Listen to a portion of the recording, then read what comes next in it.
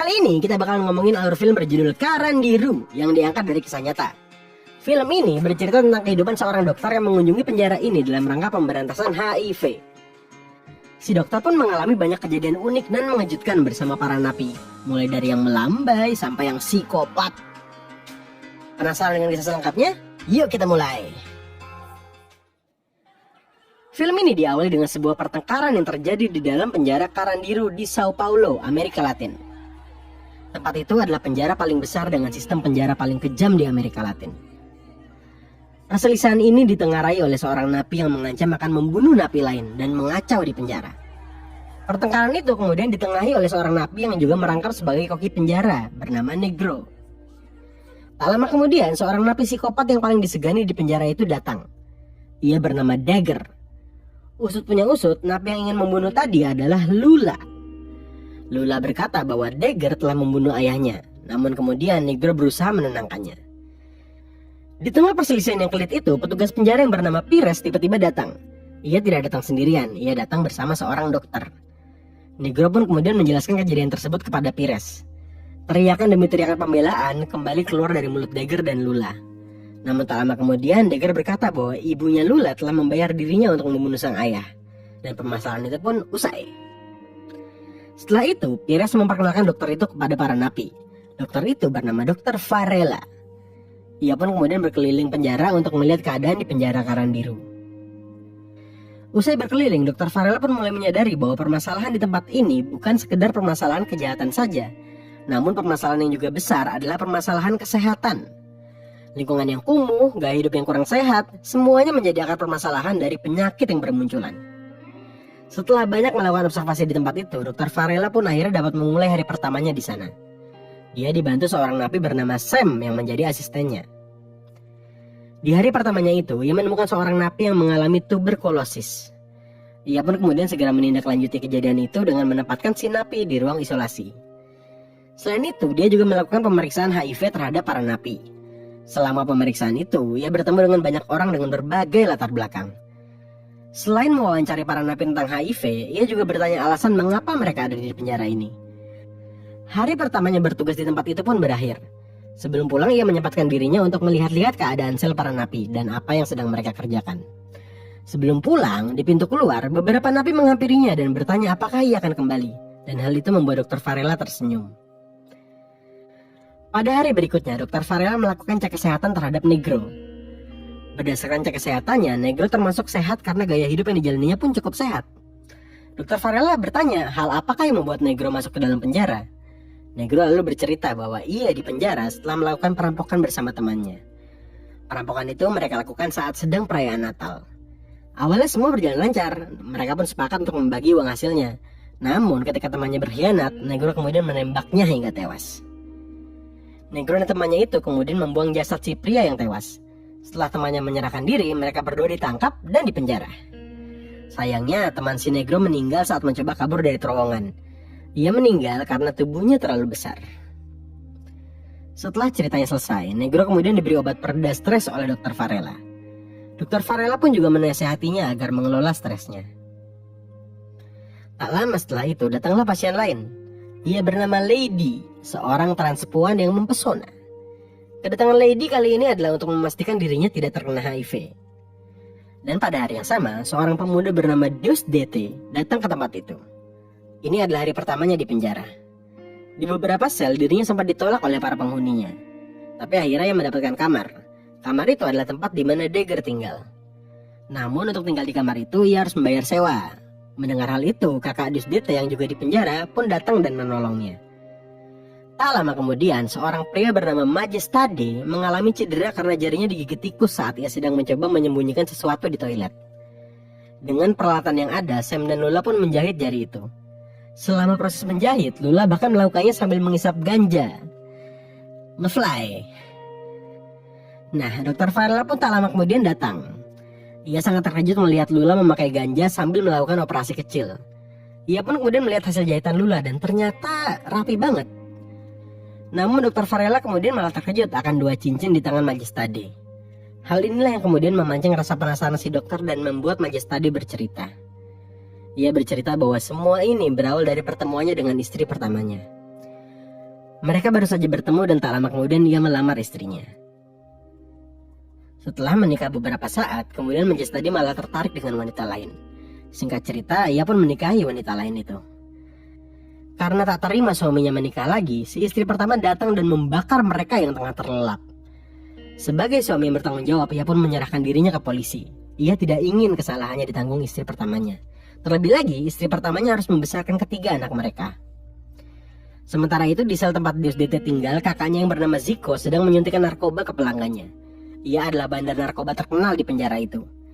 Ternyata ia bukanlah kakak kandung dari Deus DT, melainkan ia adalah tetangga yang tumbuh bersama Deus DT dan kakaknya sejak kecil. Tak lama kemudian, Ezequiel, pria berkulit hitam yang tergila-gila dengan surfing, datang ke sel Zico. Ia meminta suntikan narkoba dari Zico, namun karena hutang Ezequiel menumpuk, Zico enggan memberikannya. Ia pun marah hingga mendorong Ezequiel. Kemudian saat sedang mengecek ruang perawatan khusus tahanan yang sedang sakit, Dr. Varela bertemu seorang pasien yang ingin sekali dipindahkan ke sel yang aman. Dr. Varela pun mengecek kesehatan si pasien.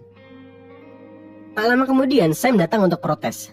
Ia berkata bahwa Dr. Varela tak seharusnya merawat pria itu karena si pria adalah seorang pemerkosa. Mendengar hal itu, Dr. Varela lalu berkata pada Sam bahwa menjadi dokter berarti ia tidak boleh pilih-pilih siapa pasiennya. Di lain tempat, di lapangan tengah penjara, seorang pria tua bernama Chico tampak sedang begitu sedih. Semua tenda, makanan, dan hal indah yang ia siapkan menjadi sia-sia. Dengan lesu ia membereskan itu karena anaknya tidak segera berkunjung. Bersedih hati karena anaknya tidak datang, Chico pun meminta petugas untuk mengisolasinya. Ia memilih tinggal di sel isolasi selama 30 hari. Hal itu ia lakukan karena ia merasa sangat sedih dan kesepian. Di ruang pemeriksaan kesehatan, Sam dan Lady mengumumkan pada Dr. Varela bahwa mereka saling mencintai dan akan menikah. Namun sebelum itu mereka ingin cek apakah mereka mengidap HIV. Tak lama kemudian Lula datang terengah-engah. Ia berkata bahwa Zico baru saja pingsan. Dr. Varela pun langsung menuju ke tempat Zico. Nah, ternyata itu hanyalah efek narkoba. Zico pun kemudian bercerita bagaimana ia masuk penjara. Ia ternyata masuk penjara setelah mengedarkan narkoba. Berlainan dengan Zico, Deus DT yang terlihat polos justru masuk penjara karena membunuh seseorang. Ia membunuh seorang pria yang mencoba memperkosa kakaknya. Hari pun berganti. Hari kunjungan akan segera tiba. Pada hari kunjungan, setiap anggota keluarga bebas masuk ke tempat itu. Negro pun harus memasak dengan porsi yang cukup besar untuk hari itu. Itulah mengapa ia harus dibantu oleh banyak orang, salah satunya Zico.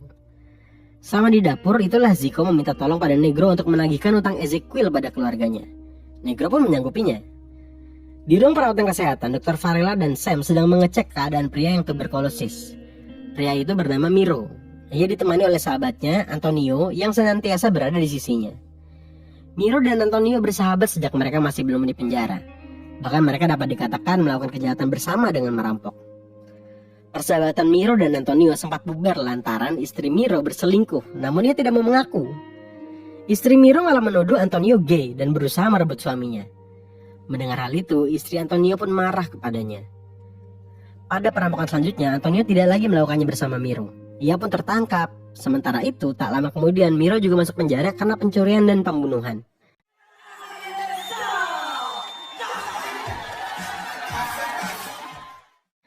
Akhirnya hari kunjungan pun tiba. Sebelum keluarga dapat berkunjung, mereka disajikan oleh hiburan berupa nyanyian.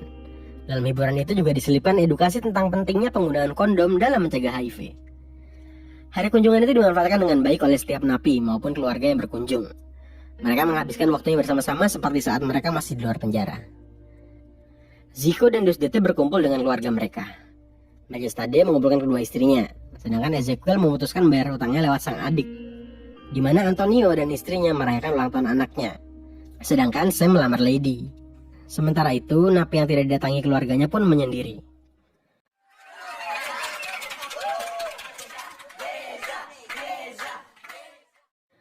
Beberapa waktu kemudian, Sam dan Lady dinyatakan negatif HIV.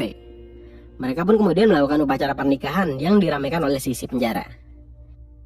Chico yang sudah lama berada di sel isolasi pun diminta keluar.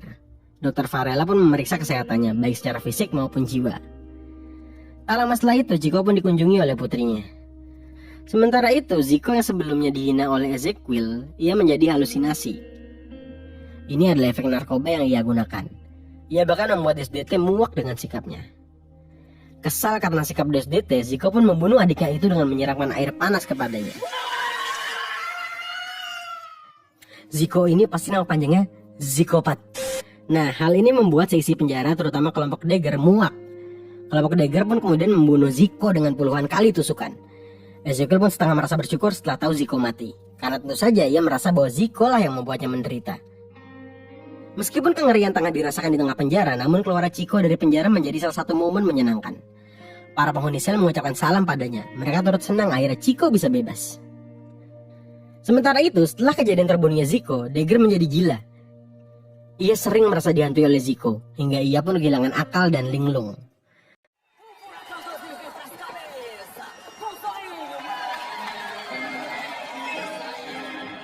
Sebelum Dr. Varela pergi untuk beberapa waktu, di penjara itu ada turnamen sepak bola. Entah kebetulan atau tidak, setelah turnamen itu terjadi sebuah malapetaka besar. Orang-orang di penjara itu rusuh bukan main.